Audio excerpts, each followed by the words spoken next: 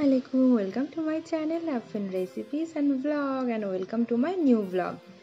তোমরা আমার ব্লগগুলো দেখে অনেক ভালোবাসা দিচ্ছ, তার জন্য তোমাদের সবাইকে অনেক অনেক ভালোবাসা। এভাবে আমার পাশে থাকো আর প্লিজ যারা এখনো সাবস্ক্রাইব করোনি তারা একটু সাবস্ক্রাইব করে দিও।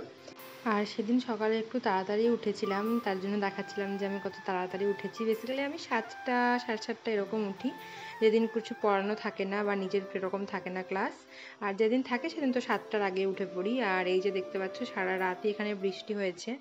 এটা যদিও কিছুদিন আগেকারই, কারণ এই কদিনে তো ভীষণই গরম ছিল। এটা কিছুদিন আগেকার নেওয়া ক্লিপ, সেদিনকার ব্লগটা তোমাদের সঙ্গে শেয়ার করছি। আর বৃষ্টি হলে কার কার বাড়িতে খিচুড়ি হয় সেটা একটু কমেন্ট করো তো তাড়াতাড়ি। বৃষ্টি হলে আর কিছু হোক না হোক কিন্তু খিচুড়ি তো হবে, এটা কিন্তু একদম বাধা আছে। তো সেদিন আসলে বানিয়েছিলাম বাড়িতে হচ্ছে খিচুড়ি, মা খিচুড়ি বানিয়েছিল আর আমি চিকেন কষা বানিয়েছিলাম। প্রথমে ছিল হচ্ছে ডিম কষাটা হবে, বাট ডিম সেদিন বেশি ছিল না, তার জন্য মা বললো চিকেনটাই কর। খিচুড়ির সাথে কোনটা বেশি ভালো লাগে, ডিম, চিকেন না অন্য কিছু? একটু কমেন্ট করো তো তোমরা। আমার কিন্তু খিচুড়ির সাথে ডিমটাই বেশি ভালো লাগে, চিকেনটা কেন যায় না অত ভালো লাগে না।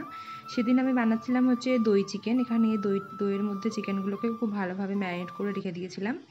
এটার পার্টিকুলার কোনো ভিডিও করা হয়নি, তোমরা চাইলে কমেন্ট করতে পারো, আমি একটা ভিডিও করে অবশ্যই শেয়ার করব।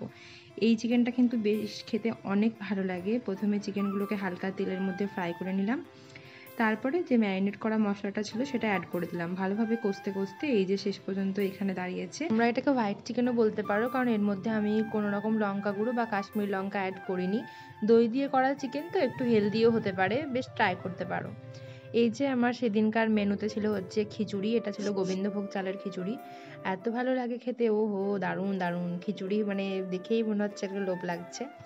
তারপরে বানিয়েছিলাম হচ্ছে চিকেন, যেটা তোমাদের সঙ্গে শেয়ার করলাম। ছিল হচ্ছে পটল ভাজা, বেগুন ভাজা, আর সঙ্গে ছিল হচ্ছে ছোট ছোট মাছগুলো একটু ভাজা ছিল। প্রথমে এটা ভাজা ছিল না, পরে একটু বেলার দিকে একটা মাছ কাকু আসে, মানে মাছ বিক্রি করে কাকুটা আসে, দিয়ে বলে যে ছোট মাছ আছে নেবেন, যে মা তখন নাই, তাই আমি একটু ঝুড়ি ভাজা করে নিয়েছিলাম। আরে না না, আমি কোনো বাচ্চার প্লেট উঠিয়ে নিয়ে আসিনি, এটা আমারই থালা। আসলে এটা আমি মলে ভীষণই পছন্দ হয়েছিল, প্রাইস ছিল মাত্র 75, আর আমার না এরকম খোপ খোপ থালায় খেতে বেশ ভালো লাগে, তার জন্য আমি আর বোন দুজনেই নিয়েই নিয়েছিলাম।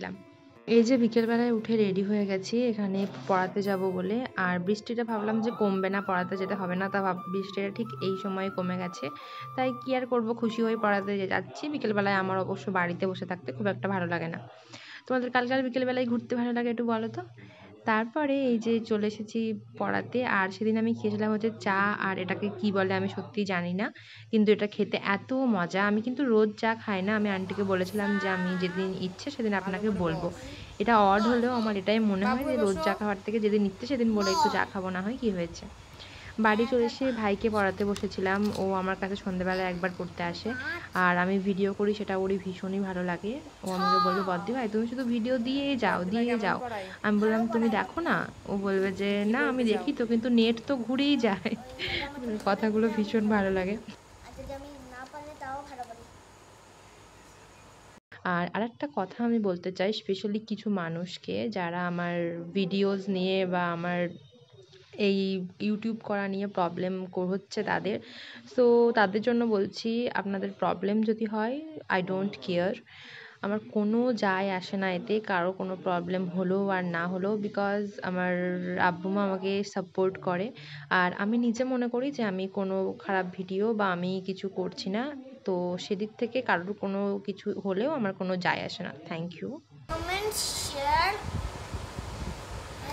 subscribe, comment and share. আমার চ্যানেলের নাম কি? Recipes and vlog. Blog, Vlog. Afrin recipes and blog. Afrin recipes and vlogs. একটু শেয়ার করে দাও সবাই। একটু শেয়ার করে দাও সবাই। Thank you. Thank you.